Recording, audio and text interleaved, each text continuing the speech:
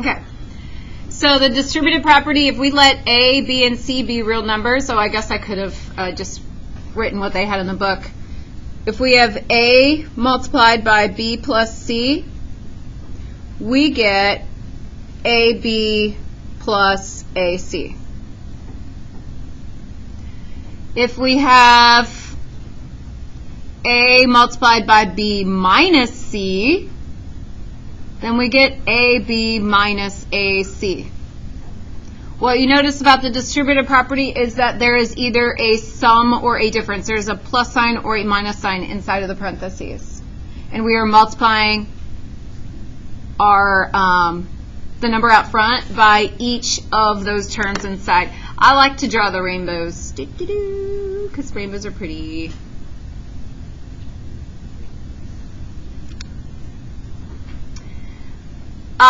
Something that you're going to see in this section that they refer to as the distributive property would be 3x plus 4x. What's 3x plus 4x? It is 7x, but let me show you why using the distributive property.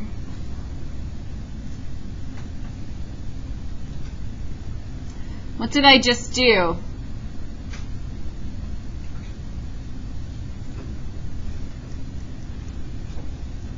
Can you describe in words? It does not have to be mathy sounding. Just describe in words like from here to here.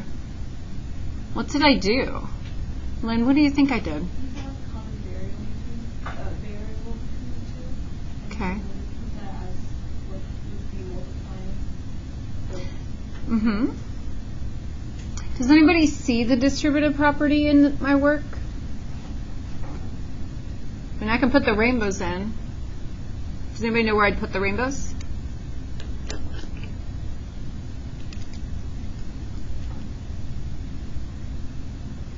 Denise, do you know where I'd put the rainbows?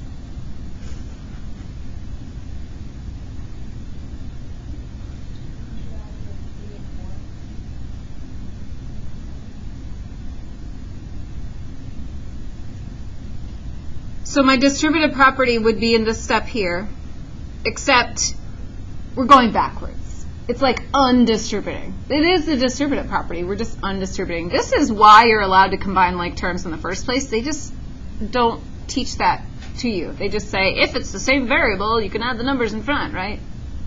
But that's why you do the distributive. That's what the distributive property is. So when they say this is the most used property, like in all of math, it's used a lot and you just don't even know you're using it. Okay, the first three examples. We are going to take a moment, and I bet you can do most of these by yourself. Remember steps and reasons? Remember them? Oh, how could I forget, you say? They're so much fun. So we're going to do steps and reasons.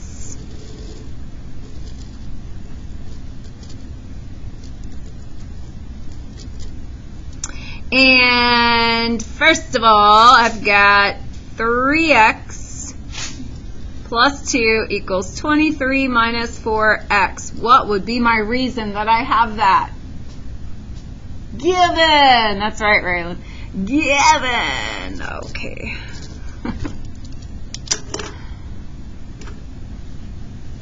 Okay, so now we're going to solve it. What should we do? We're going to solve for x. What should we do?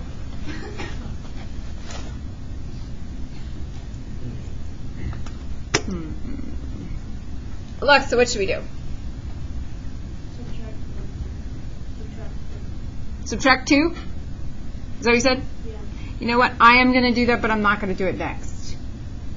I'm going to do that in my third step. There isn't a wrong thing about doing it in the second step. I just know that occasionally people make mistakes when they don't do the variables first. So Jesse? You would take the negative 4x and you would add it on both sides. Okay, so if I'm going to add 4x to both sides of the equation, now I have 7x plus 2 equals 23. What is the reason?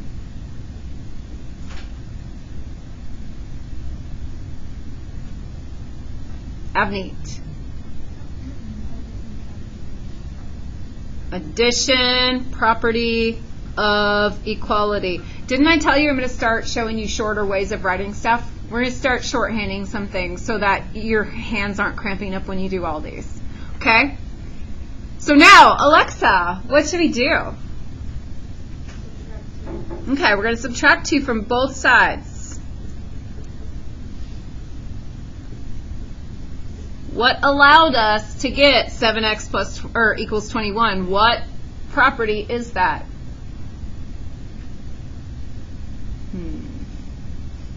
Austin, what property is that?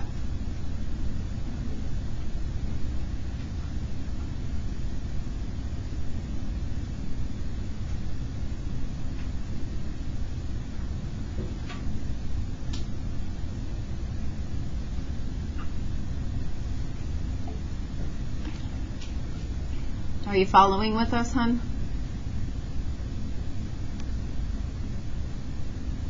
Okay, so we just subtracted 2 from both sides of an equation. What property is that?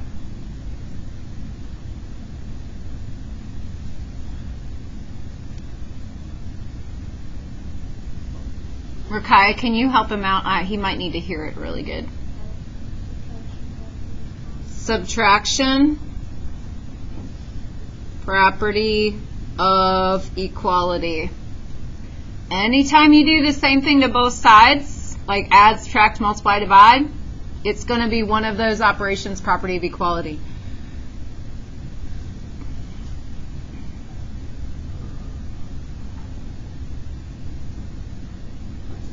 Donovan, can you tell me what we do now? Simplify or divide. Divide by. So I'm going to divide both sides by 7. And Aaron, can you tell me what that is called? What I just did.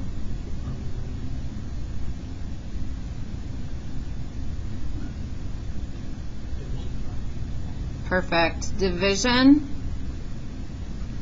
property of equality. And we have our answer, x equals 3. Short 4-step problem. All right, next one. Steps and reasons.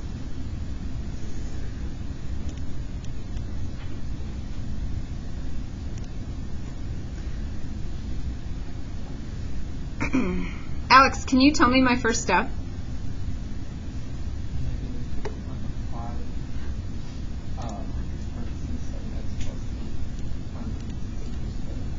Thank you. And do you know why? Because it's given. Great. Now we are solving this equation. Stephen, do you know what we should do first here? Distribute either 5 to 7, 8, 8. Okay. So if it's okay, I'm just going to go ahead and multiply those in my head as I do that. I'm going to simplify in the same step if you don't mind. So negative 35x minus 40 equals 30. And he kind of already said what I write down for reasons, but I'm going to have him repeat it. The distributed property.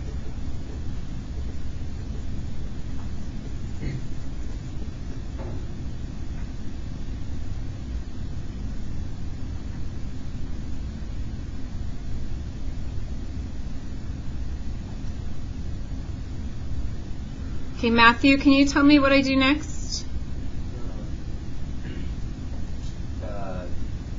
Use the addition property of equality for 40. So he already told me the reason. He said use the addition property of equality for what? You add 40 to both sides. Add 40 to both sides. To get negative 35x equals 7. Oops. Got my 5. Negative 35x equals 70. Cameron? Divide both sides by negative 35. So x is negative 2. And Cameron, can you tell me the reason? Good. I want you all to try the third one on your own.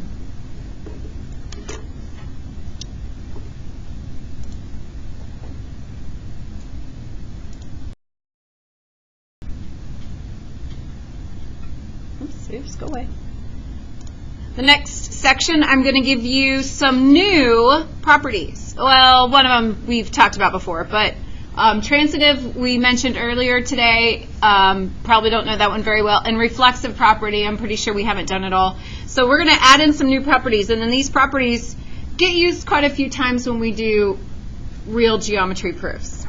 So reflexive property with real numbers, that would be, and now it says real numbers, I'm going to give you a variable because it could be any number.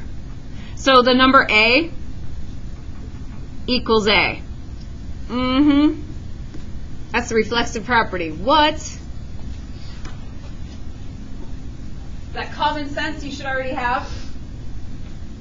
Is that common sense you should already have? Yeah. Where we would use that, I can't really describe to you yet because it won't make sense, but it will get used in a form. Okay, if I were going to give you actually real numbers for that, somebody give me a number. 5 equals 5. You know what? That was the number I was thinking of too. There you go. There's a real number. Okay, the reflexive property for segment lengths would be like AB equals, what do you think? AB. Notice how I did not put the line above it.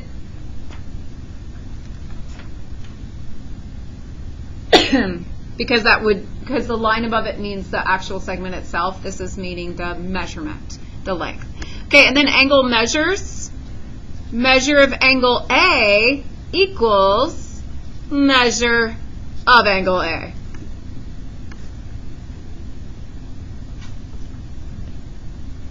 So that is the reflexive property. It literally equals itself. Symmetric property we have talked about. That will be like if we solve an equation and we get x, nope, if we solve an equation and we get 4 equals x. So if we have 4 equals x, then we write it as x equals 4. Right? When we solve an equation, you're not solving for what 4 equals. You're solving for what x equals, so you have to flip those sides around. We have done that one a few times in here so far. The symmetric property for segment lengths would be like if AB equals CD, then CD equals AB. So we're just switching the two sides. That's what symmetric property does. So for angle measures, if the measure of angle 1 equals the measure of angle 2, what?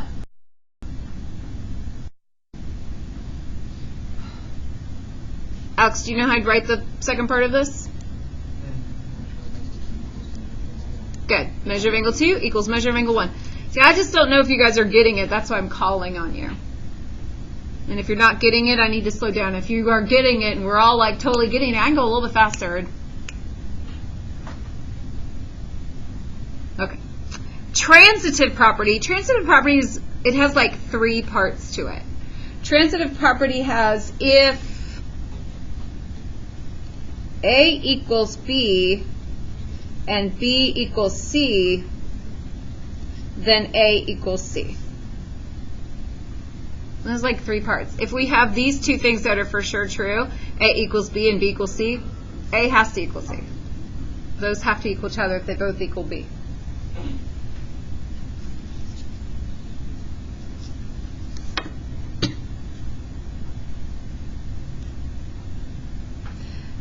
For segment lengths, I'm going to put some real numbers in here so you can see it a little bit better. If AB equals 5 and CD equals 5, then what can we conclude from that? If AB equals 5 and CD equals 5, then what is true?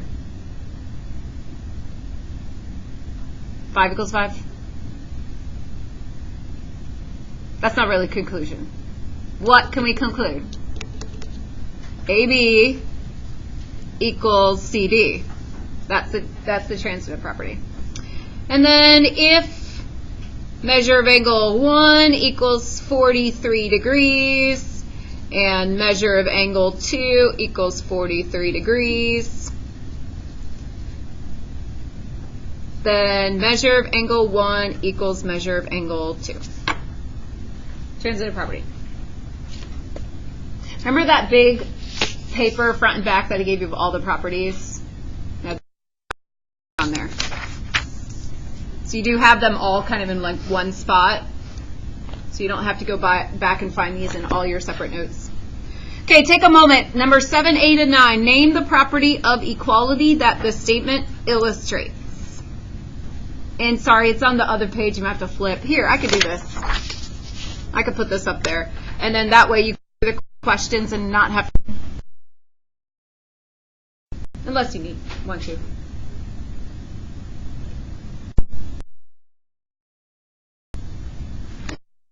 Got 3 to try.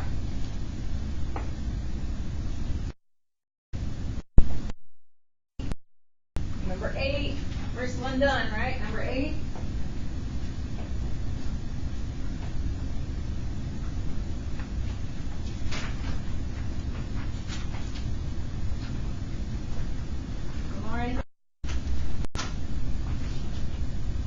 Good. Number 8.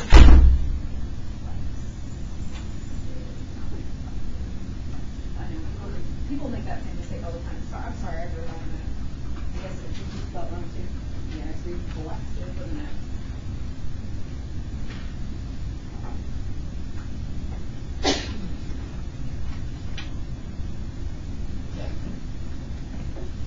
All right, let's see.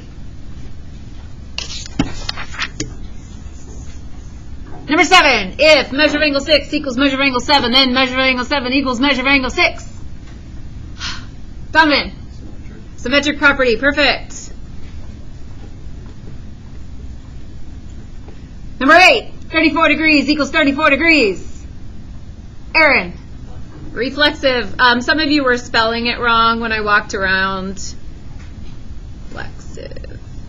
Reflexive property.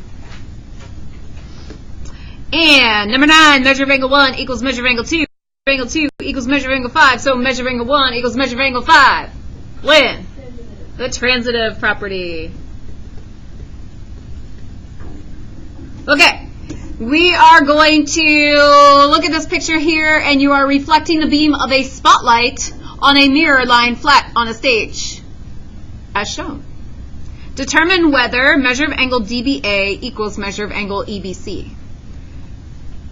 D is where? No, you can't see D. Let me look in here. D is here. And this over here is E. It was yellow in the book, so it didn't copy very well. All right, let's look at the picture.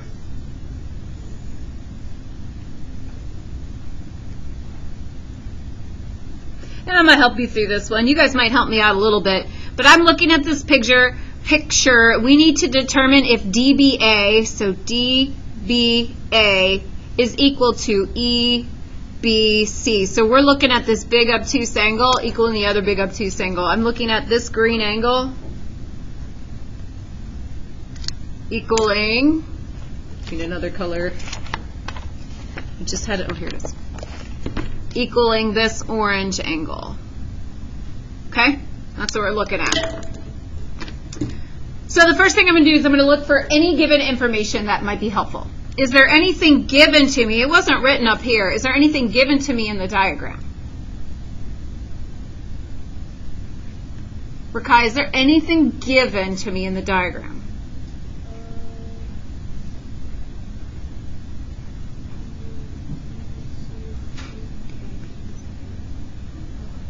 They are. Angle. Oh, wait. Let's make it even easier. They labeled them with numbers. So instead of the DBC and DBA, all of that, let's make it even easier. What angles are marked congruent? Okay, so angle 1 is congruent to angle 3. That was given. Yay. So if these angles are equal, if these angles are congruent, are they also equal? Are their measurements equal? That's what I'm trying to say. Not coming out right. Rephrase that. Because these angles are congruent, their measurements are equal. Does anybody, actually a lot of you remember this because a lot of you put this reason on your test even though it wasn't the appropriate place to use that reason. A lot of you remember this reason. If it's congruent, then it's also equal. Remember? What? Yep, definition of congruent. And then they started calling it congruent. I'm gonna use the symbol. I'm gonna use the symbol of congruent instead of writing out the word. Forgot we were gonna do some shorthand. Definition of congruence, or you can call it definition of congruent angles. So they started calling it definition of congruent angles now that we're like have more to talk about. All right, number 3.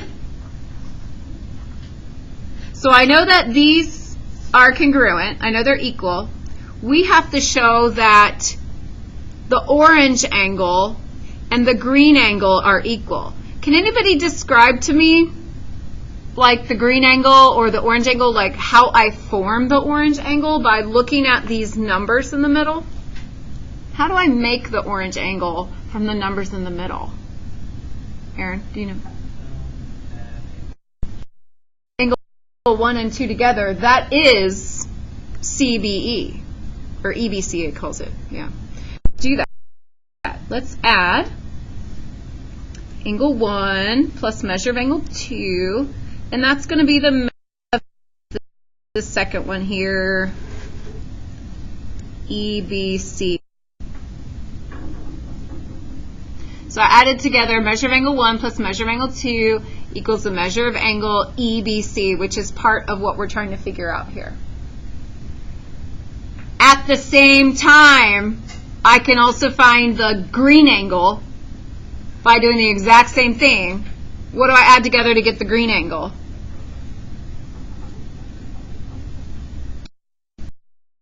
So that gives me measure of angle DBA. That is the exact same thing. What is that reason? We have done it. Cameron. It's not symmetric. Symmetric is going to be when we take two things on equal signs and switch them. Here what I'm doing is I'm adding two angles together and I'm getting a bigger angle. Rakaya? That's the angle addition postulate. There's so much to remember though. I know.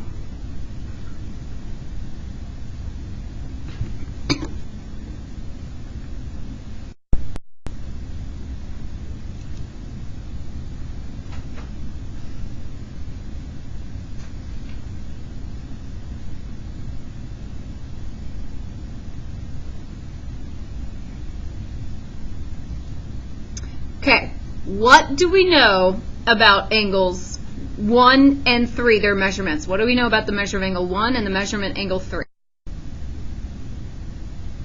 We already know it. We already wrote it down. I'm pointing to it. They're what? Well, the angle themselves are congruent. What do we know about their measures? They are, other word, equal. They're equal. Okay. So what we can do is we can use the substitution property. So this is the hard step. We can use the substitution property in our fourth step here.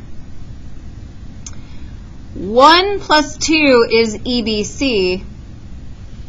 DBA is 2 plus 3. But what do I know about 1 and 3? They're equal.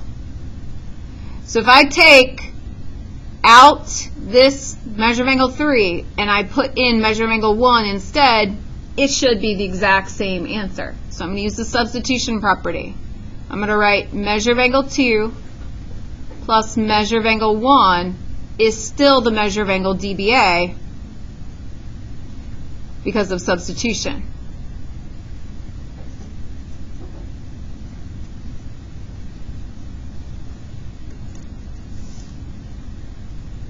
So again, I just said because this is a measure of angle 3 and measure of angle 1 is equal to it, I just switched them.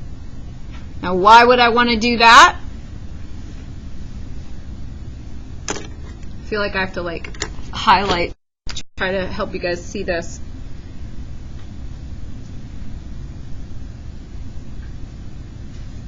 These two right here now. If I have the measure of angle 1 plus the measure of angle 2 is measure of angle EBC. Here I have the measure of angle 1 plus measure of angle 2 is DBA. So if EBC is 1 and 2 and DBA is also 1 and 2, can we say these are congruent or equal? Why?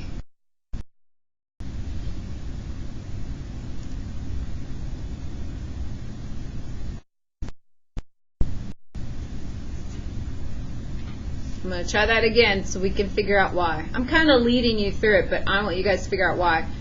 So what we did this substitution so that we can say measure of angle 1 plus measure of angle 2 equals EBC. And measure of angle 1 plus measure of angle 2 also equals DBA. So that means measure of angle EBC has to equal measure of angle DBA.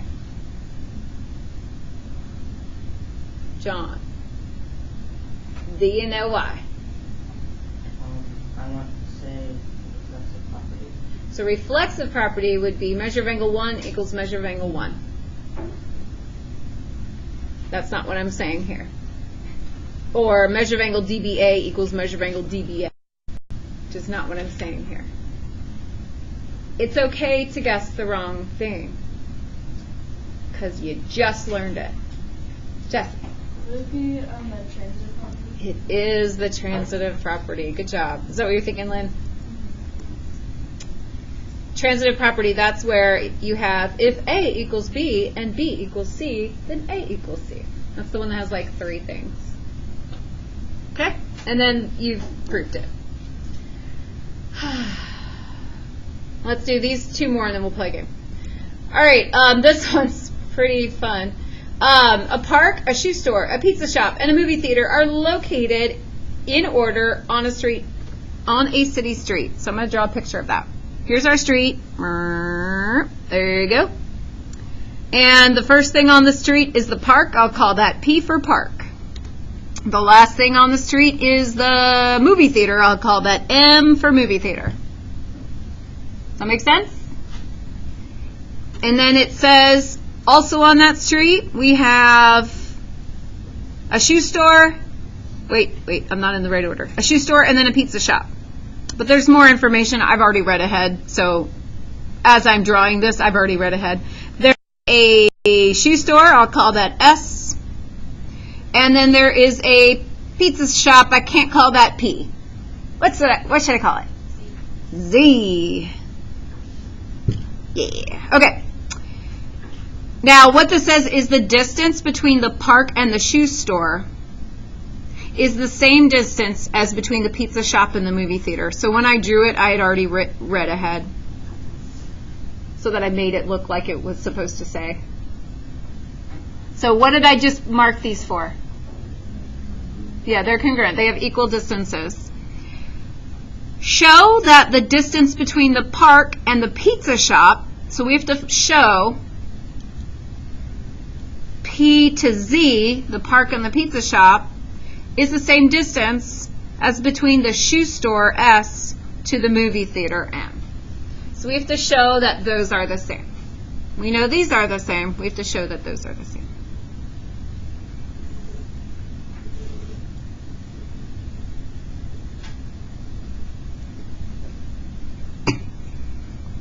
Okay, so my step. Austin, what's my first step?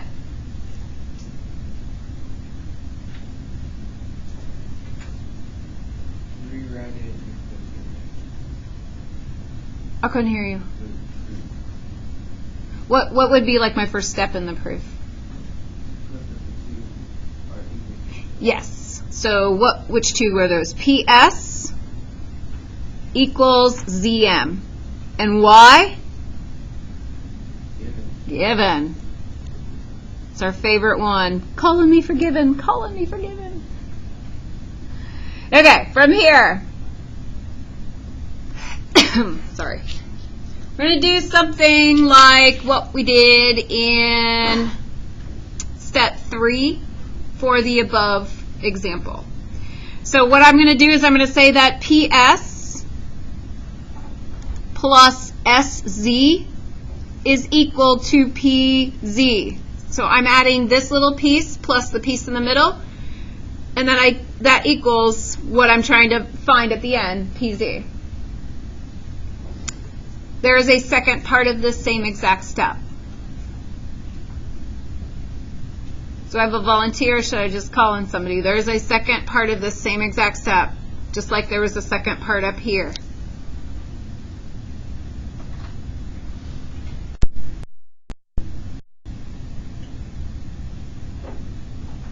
Jay, can you help me?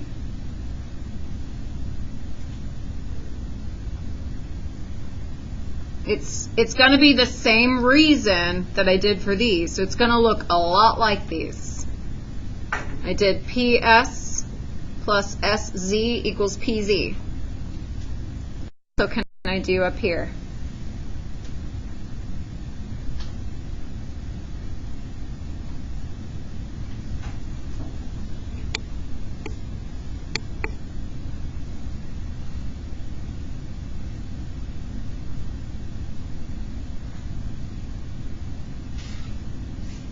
I'll give you a hint.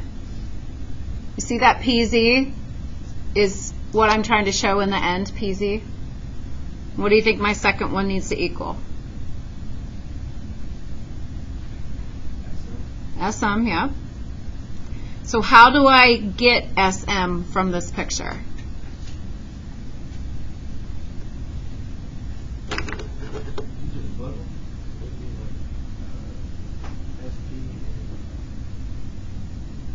No, it's not going to involve P at all. So if I want to get from S to M, what little pieces do I add together? SZ plus ZM. Perfect. SZ plus ZM gives us SM. Now, Cameron, do you know what that reason is?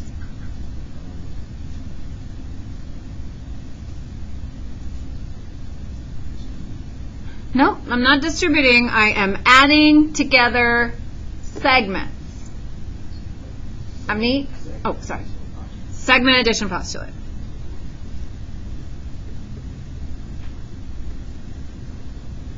Good.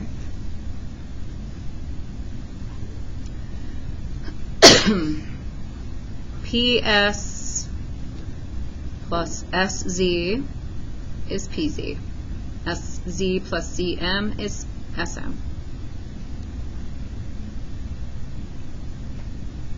Okay, now this next step is one that I would have a lot of trouble coming up with on my own because I'm not that great at doing proofs. And I know you're definitely not that great at doing proofs because you don't have a degree in teaching mathematics. Okay, so this one's kind of tough to come up with on your own.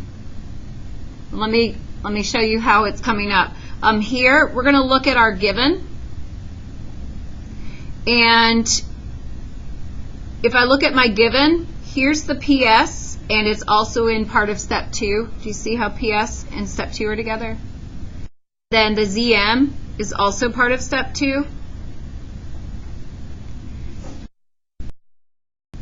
Also in step 2, PS plus ZZ and CZ and SC plus ZM are both in step 2s. So what I'm going to do is take step 1 and I'm going to rewrite it like this. PS, I'm going to leave a space for a moment, and ZM, I'm going to leave a space. Step 1. But in that step 1, I'm going to add SZ to both sides. So I took step 1 and I just added SZ to both sides. Tell me why I'm allowed to do that. Matthew, can you tell me why I'm allowed to add the exact same thing to both sides of an equation?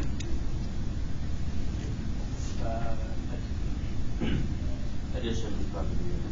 Yeah, addition, property, of equality. You might not understand why I did that, but you could tell me the reason I did that. Now here's why I did that.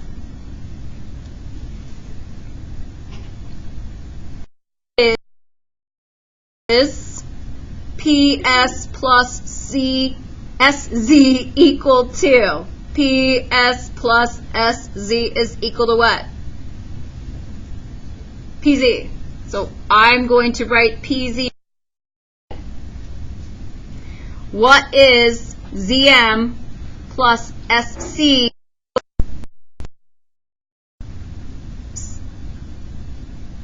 SM is equal to SM. So what property in PZ? What property allowed me to take this out and put in SM? Substitution. Property. And guess what? That's what I was trying to prove the whole time. So now we're done. Oh my gosh. So I think this one will be pretty tough to do on your own right away. All right, take a moment, answer these three for me. Name the property of equality that the statement illustrates.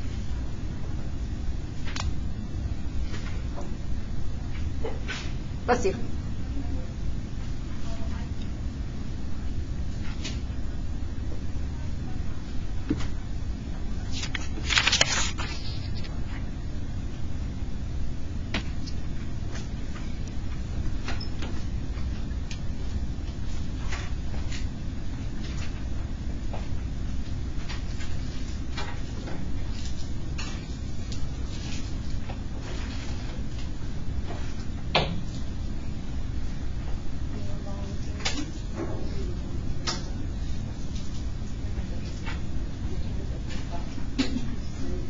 Oh no, it's not a problem.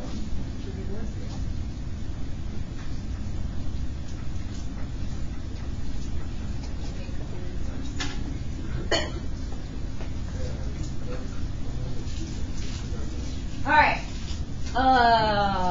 JK equals KL and KL equals 16. Then JK equals 16. Who's got an answer for me? John. Transitive. Yep.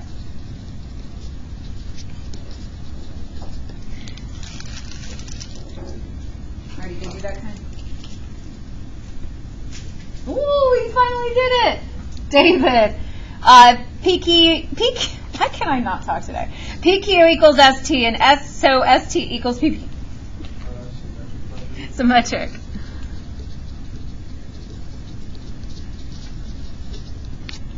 Okay, and Raylan. ZY equals ZY. Reflexive what? Reflexive property. Good. Okay. I don't know what I need to trying to give you different things. Who else answered me? You. Oh, you, and she doesn't. Okay. I'm going to give us some time to try some things in class. We're not doing a whole proof yet. We are. Let me put it up here so I'm going to do this video and then I'll stop the video and pass these out. What we're going to do today is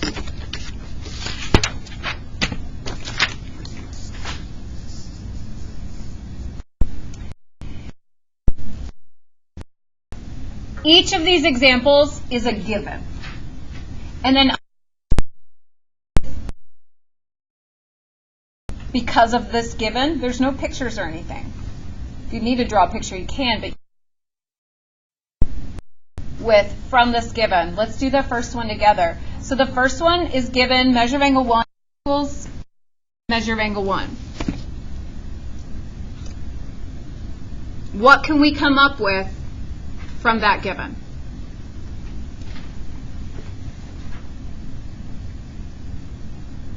See, we're going to need some in-time class working on this, won't we? You do not have the paper yet. I just wanted to finish recording the video, and then I didn't want to waste time on the video where I pass out the paper. But measure of angle 1 equals measure of angle 1. Anything that you could come up with, we could try a different one, but anything that you could come up with, because these are equal, what also do you know? What else do you know, Abney?